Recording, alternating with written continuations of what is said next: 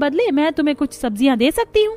पल्लवी बर्फीले पहाड़ पर होने वाली सब्जियों की खेती में कटाई का काम करती है, जिससे उसे 5 तरह की ढेर सारी सब्जियां मिल जाती हैं।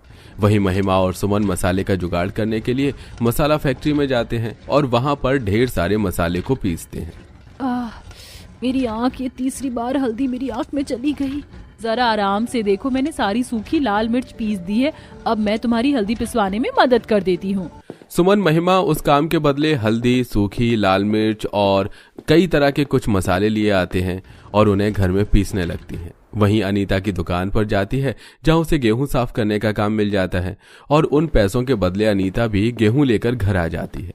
गेहूं का इंतजाम भी हो गया है, अब मैं पीस कर आटा बना लेती हूँ। अनीता सभी बहुओं के साथ मिलकर उन गेहूं को पीसकर आटा बनाती है।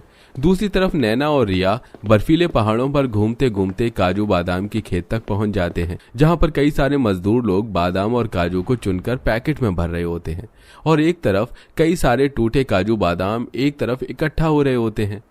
अरे भाई साहब, यहाँ तो इतने बड़े तादाद पर काजू बादाम की खेती हो रही है, तो ये आपने छोटे फूटे फूटे बादाम को इधर उधर क्यों रखा? क्या आप इन्हें बेचेंगे नहीं? ये सारे काजू टूटे हुए हैं, इसलिए हम इन्हें पैक नहीं करेंगे। इन्हें तो हम सभी मजदूर आपस में बांट कर ले जाएंगे।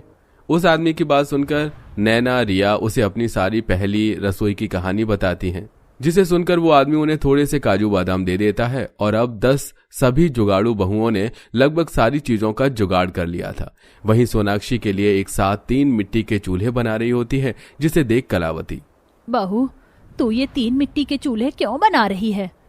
कल ढेर सारे लोग दावत के लिए आएंगे, तो अगर एक चूल्हा रहेगा तो खाना बनने में काफी समय लगेगा। एक साथ 3 चूल्हों पर ढेर सारा खाना बन जाएगा तो आसान रहेगा। अगले दिन सभी बहुएं उन 3 मिट्टी के चूल्हों पर अपने जुगाड़ से इकट्ठा किए गए अपनी पहली रसोई के सामान से तरह तरह के पकवान बनाती हैं। कुछ देर में सारे पकवान बनकर तैयार हो जाते हैं और अब आसपास के सभी लोग एक एक करके आते हैं और सभी बहुएं उन सभी को अपने जुगाड़ से तैयार की गई अपनी पहली रसोई का खाना खिलाती हैं, जो उन सभी को काफी ज्यादा पसंद आता है। काकी, आपकी बहुओं ने तो बड़ा ही स्वादिष्ट खाना बनाया। इतना अच्छा खाना तो मैंने अपनी पहली रसोई की रस्म में भी नहीं बनाया था। क्यों रागनी? खाना तो सच में बढ़िया बना है, मजा आ गया खाकर।